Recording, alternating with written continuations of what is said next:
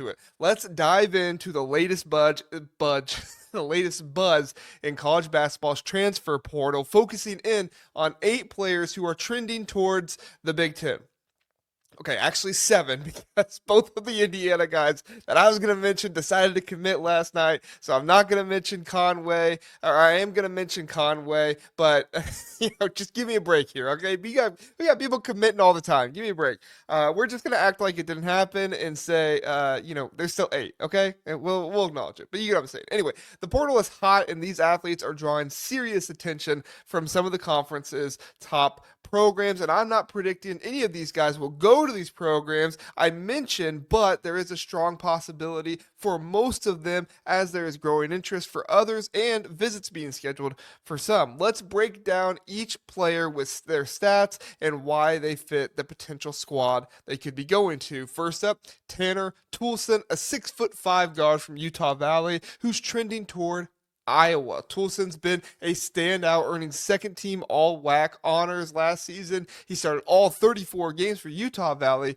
team that won the WAC regular season title and made the NIT, averaging 13.3 points, 4 rebounds, and 1.6 assists per game. He shot 45.3% from the field, nearly 35% from 3, and 79.2% from the free throw line. His career high 28 points came in the WAC championship game against Grand Canyon. Toolson's shown steady improvement, boosting his three-point percentage year after year, 5% from his freshman to his sophomore year, and his effective field goal percentage jumped from 43% to 53%, and he's become a force around the rim, shooting 66.7% near the basket. Iowa's new head coach, Ben McCollum, is rebuilding this Hawkeyes roster, in Toolson's size, versatility, and improving offensive game make him a great fit and a desirable fit for this team. He's visiting Iowa City with Utah State, Gonzaga, and Xavier also in the mix, but the Hawkeyes are a top contender, I believe. Not ready to predict them to go there, but I believe they are a top contender. Next, we've also got another Iowa as Alvaro Fulgaris. I apologize if I'm saying that wrong. Another prospect trending toward Iowa. Fulgaris recently visited Villanova, but Iowa and Providence are emerging as the front runners. Iowa's made significant ground, impressing Fulgaris with how well he'd fit into their system at the 4 spot. The Hawkeyes see him as a perfect piece alongside talented players like Ben Sturtz. Fulgaris is drawn to Iowa's complete system and a chance to play with skilled teammates, something his camp values very highly. Providence is pitching him on being a central figure in their offense, giving their thinner roster at the 4 position, while Villanova's lack of roster clarity has raised some concerns. You also got Kevin Willard over there. Nobody likes him. He's terrible. So Iowa's competitive in the NIL game, and the family is growing fond of the Iowa program. That's one for a tight. This is one that's going to be a tight race, but Iowa's momentum is strong. Shifting over to Indiana, remember I said they got those 2 commitments. Well, they got them from Josiah Miles and Tayton Connerway. Tayton Connerway, a 6'3" senior guard from Troy, who's a hot name. He was a hot name in the transfer portal. Ranked number 83 overall by On3 and 4th among combo guards, Connerway was the Sun Belt Player of the Year. He averaged 14.2 points, 4.6 rebounds, and 4.8 assists per game, showcasing his all-around game. Indiana recently hosted him for a visit, and On3's Joe Tipton had a prediction for the Hoosiers to land him. Vanderbilt and Mississippi State were in here also.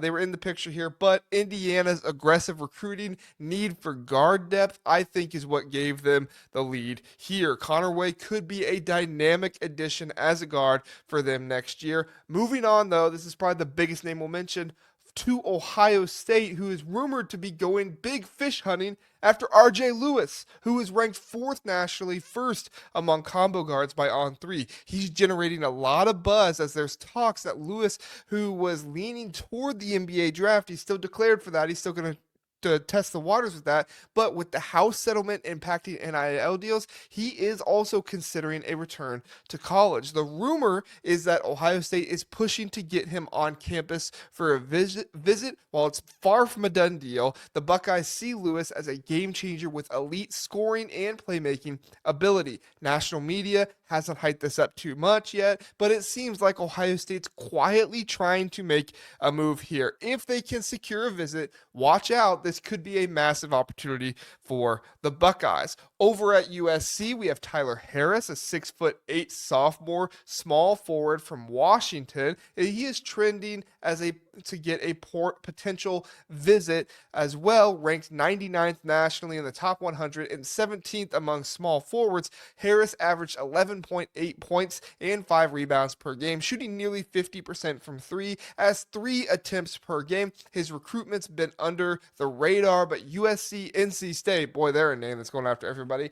SMU and Vanderbilt are also in the mix, with the latter two already hosting him. Harris's shooting and versatility make him a great fit for USC's up-tempo style, and a visit could seal the deal. Michigan State is in the hunt for Trey Fort, a 6-year, 6'4" shooting guard from Samford, ranked 391st nationally, but he averaged 14.6 points per game, shooting 38% from three, and with over 6 attempts per game.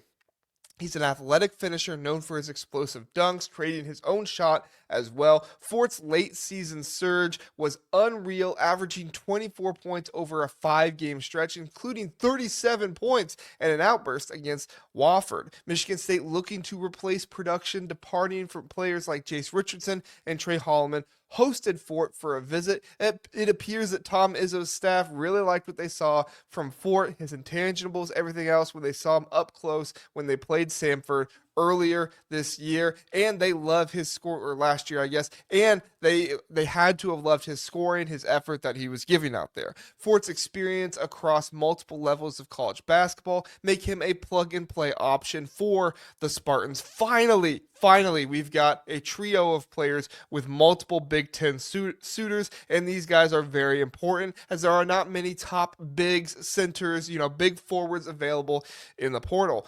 First one, Duke Brennan, a center ranked 133rd nationally, has Iowa, Ohio State, Indiana, USC, and Rutgers in pursuit, or at least in contact with him, and he does have a visit to Iowa scheduled for this weekend. Brennan's a rim-protecting big who'd add depth to any front court. Ezra Ozer, I believe that's how you pronounce it, I apologize if it's not, who is 79th nationally and the 17th power forward, is trending toward USC or Nebraska. The 6'8", 242-pound forward averaged 12.5 points and 5 rebounds at Utah, with 51.8% field goal percentage shooting. His physicality and rim attacking style make him a fit for Nebraska's need for an interior toughness or USC's fast-paced system. Ozer visited Nebraska and USC, with Villanova up next. Lastly, Blake Harper, a 6'6" small forward from Howard, is trending toward